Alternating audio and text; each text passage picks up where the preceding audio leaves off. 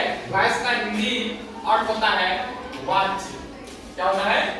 वाच्य। आप लोग हिंदी ग्रामर में पढ़े होंगे, वाच्य दो तरह के होते हैं, एक कर्तृवाच्य, एक कर्मवाच्य। ठीक है, कर्तृवाच्य मतलब होता है जिसमें कर्ता की प्रधानता होती है। ठीक है, अंग्रेजी में कर्ता किसे कहते हैं? सब्जेक्ट को कहते हैं। ठीक है, यानी जिसमें सब्जेक्ट की प्रधानता होती है वो क्या कहलाएगा? Active voice. ठीक है, और सब्जेक्ट किसे कहते हैं आपको मालूम है? सब्जेक्ट का मतलब होता है नाउन या प्रोनाउन। वर्ब के पहले आने वाले नाउन या प्रोनाउन क्या कहते हैं? सब्जेक्ट कहते हैं। ठीक है, और ऑब्जेक्ट किसे कहते हैं? वर्ब के बाद आने वाले नाउन या प्रोनाउन को ऑब्जेक्ट कहते हैं।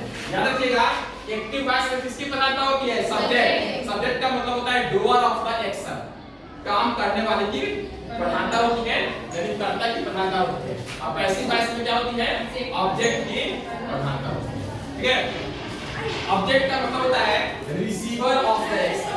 ठीक है, सब्जेक्ट का मतलब क्या होता है? Doer of the action, doer of the action, यानी जो काम कर रहा है वो क्या कहलाएगा? सब्जेक्ट। और ऑब्जेक्ट का मतलब क्या होता है?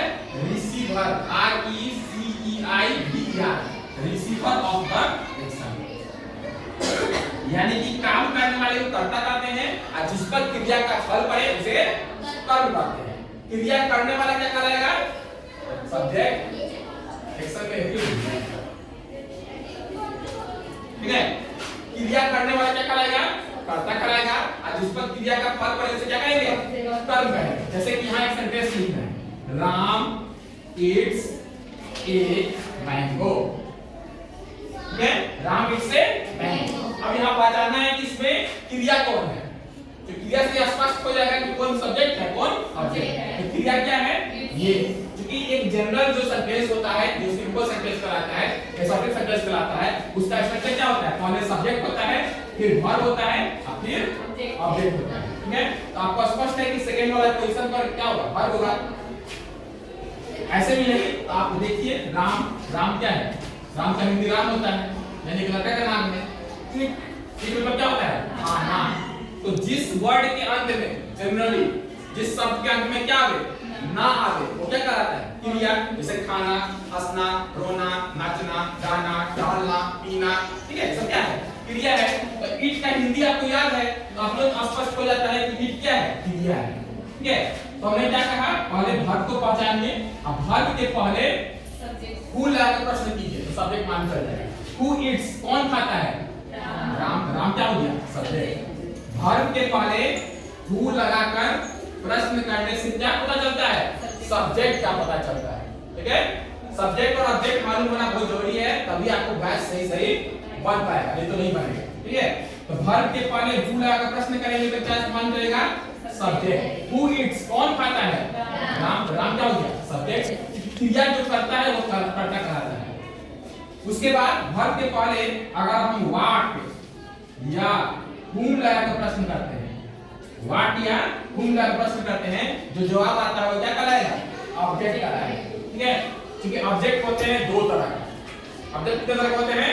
दो तरह का। एक होता है डायरेक्ट ऑब्जेक्ट और एक होता है इनडायरेक्ट ऑब्जेक्ट। डायरेक्ट ऑब्जेक्ट क्या होता है? डायरेक्ट ऑब्जेक्ट होता है नॉन लिविंग। डायरेक्ट ऑब्जेक्ट क्या होता है?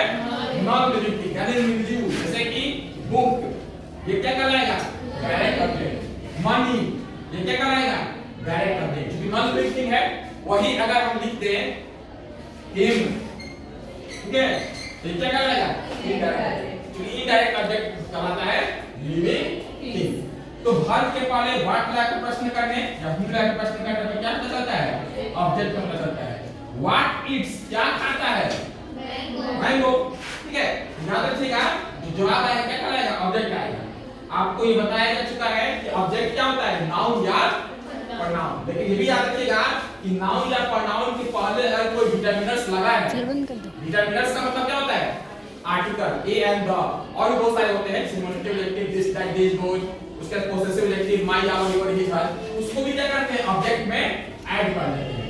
यहाँ ऑब्जेक्ट क्या है? केवल मैंगो नहीं है, बल्कि ये मैंगो है। अगर हम यहाँ लिखते हैं टू मैंगोज, तो ऑब्जेक्ट क्या हो जाता है? Two mangoes. अगर हम यहाँ लिखते हैं दिस मैंगो, ठीक है, तो ऑब्जेक्ट क्या हो जाता है? दिस मैंगो हो जाता है। यानी कि नाउन के साथ लगने वाला जो डिटरमिनर्स है, चाहे वो आर्टिकल मतलब ए एंड द हो, चाहे वो पोसेसिव एडजेक्टिव माई या वाली विधान हो, चाहे डेमोस्ट्रेटिव एडजेक्टिव दिस टाइप की हो, कोई भी चीज हो वो आपको उसमें ऐड करके